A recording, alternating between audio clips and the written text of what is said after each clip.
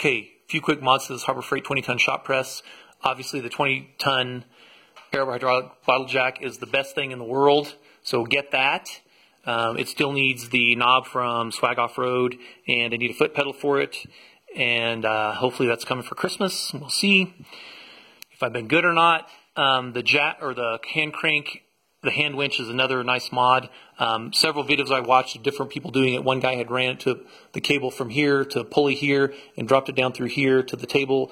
I started to do that, and I did that, and it worked pretty well. I didn't like the cable rubbing on the inside of here, and being on the inside where my work was, but it would have been fine, except I watched another video of a guy that ran the cable on the outside over pulleys. And so that's what I did. So I just got a couple of these pulleys from Tractor Supply. These are, say, 420 pounds. I cut the ends flat, welded them on. You can see how crappy my welds are, but it's hard to get the MIG torch in there. But it's enough to hold. This isn't really holding a lot of weight. It's just moving the table up and down. So this winch from Tractor Supply, 600-something pounds, I think, did not come with cable, so I had to buy cable. This is just 1/8. It was a few bucks, not a big deal.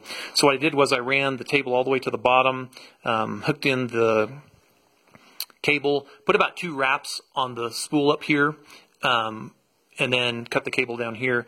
And so I didn't have a whole lot on the spool. Now when you raise it up and down, it's actually pretty smooth.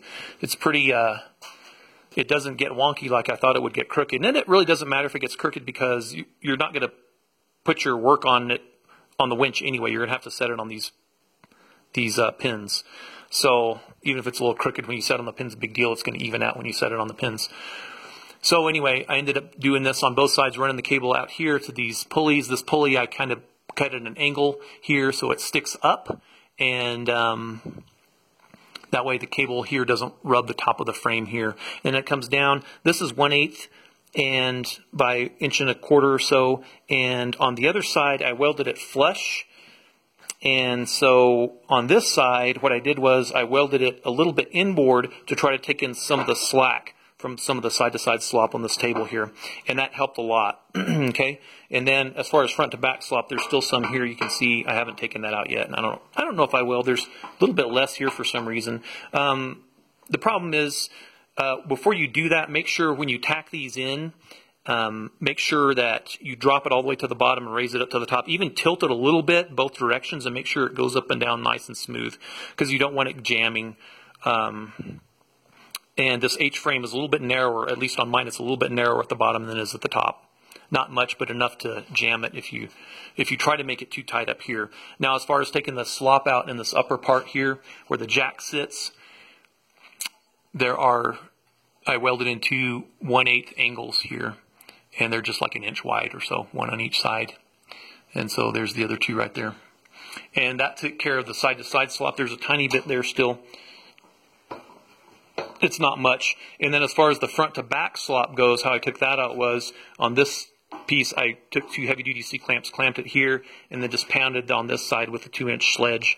And you can see how much slop was there. Yeah, there we go. Right there you can see how much slop was originally there before I bent this one in. Okay, so that took care of the slop on both sides. And what else? The casters, these are Tractor Supply's 150-pound rated. And these are all metal, so I knew I was going to weld them on, so I didn't want any plastic or rubber or anything that would melt. And they have bearings on the bottom. I'm sorry, the swivels have the bearings there. There's no bearing here. This is just looks like it's a sleeve with a bolt through it. So, and that's fine because I'm just rolling it around the shop or the garage here. And these 2 are fixed. On the right side and on the left side, I've made those swivel just sort of like a toolbox, so you have some directional control if you're rolling it some direction, but also it still gives you some maneuverability. Not as much as 4 swivels, obviously, but it'll do. And what else do we do? Okay, so as far as the winch goes, the mistake I made with the winch was this spring has a nice end there, see it? But it's missing there. And the reason that's the case was because the spring used to go through a hole that was right here, which I didn't see when I was welding. And that's supposed to attach to this right here. And pop, there went the spring. So I've got to figure out how I'm going to fix that. I'm going to JB weld it in or what I'm going to do. So right now, I'm using rubber band. Woohoo! Okay, so now we'll crank it up here.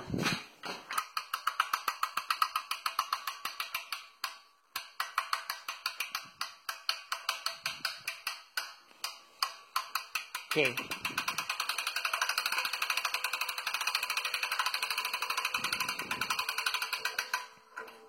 And it stays pretty level. I was really surprised because the two wraps that I put on the end here, when I set it up, I thought one's going to be smaller, one's going to be bigger, and it's going to get all wonky, but it hasn't. So I'm kind of surprised.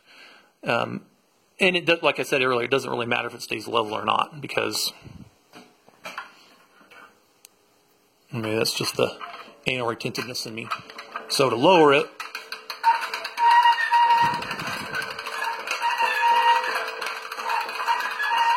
I need to leave that. And it almost hits right at the same time. So I can't complain about that. So that's worked really well. The other video I saw where the guy, it looked like he'd welded a plate here and then mounted the winch right here. So you'd actually crank the winch right here. He had the cable come up, hit a pulley, go across, hit another pulley and come down, and he fixed it to this side of the table.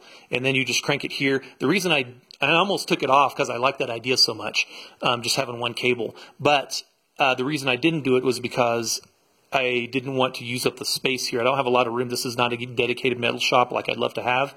This is just my garage, so the extra space sticking out here and then the hand crank sticking out over here, I just thought, well, I'll just leave it where I have it. And